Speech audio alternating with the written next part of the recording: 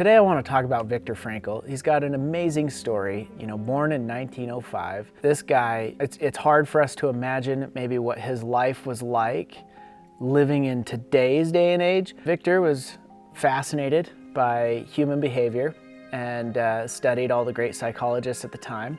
So he went into psychology. He wanted to focus on how people could cope with suffering, and he had the unique opportunity to do just that himself, to learn firsthand what that's like. He gained recognition in the 1930s for his work on suicide prevention, and they were starting to understand depression back then, and that was being studied heavily in his world, in the psychology world. And he developed theories on the importance of meaning and how man can find his meaning. And by man, I mean both men and women. His career was actually on a great pace when the Nazis really disrupted that. So Hitler took over, the world went to war, and things changed drastically. So Viktor was deported to different concentration camps in 1942, including Auschwitz. Been to several, but Auschwitz being the most famous of all the concentration camps that he spent time in. He lost his parents, he lost his wife, he lost his brother. His wife was pregnant at the time. I think it's hard in this day and age actually to know the suffering that he went through, and what a unique opportunity for somebody who was studying how to find meaning or how man searches for meaning throughout difficult things that happen to them. And then he had all these very, very difficult things happen to him. So he was uniquely equipped. Viktor chose to find meaning in the suffering instead of succumb to it. And this is where everything changed for both him and the psychology world. He observed that prisoners who found purpose during their stay, at Auschwitz and others, they did significantly better than others that didn't. Viktor observed that prisoners who found purpose through love, faith, or a mission were much more likely to survive and thrive, or I guess thrive to the definition that you would in a concentration camp.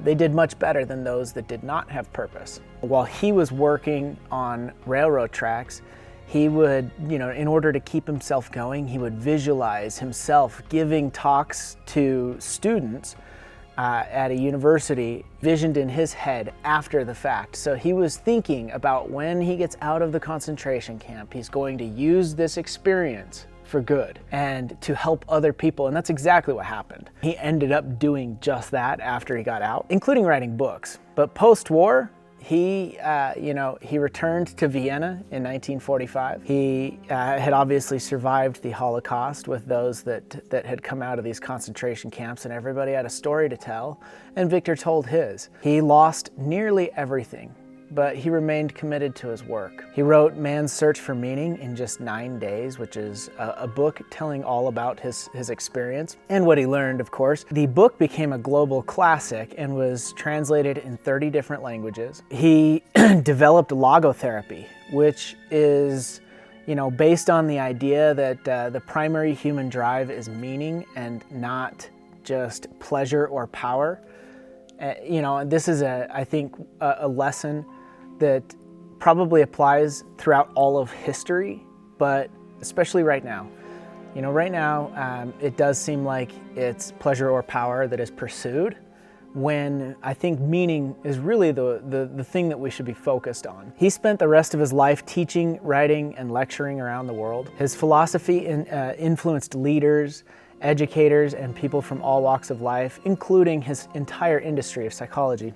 He passed away in 1997 at the ripe old age of 92 years old, leaving behind a very powerful legacy. He had a famous quote that I love to tell. He says, "When we are no longer able to change a situation, we are challenged to change ourselves." Meaning is not really given, it's created. And I think it's really important to go find your meaning, wherever that may be. It's oftentimes on the other side of suffering or something very difficult. So whether it's maybe self-inflicted or not, I think life has a way of handing you those difficult things along the way.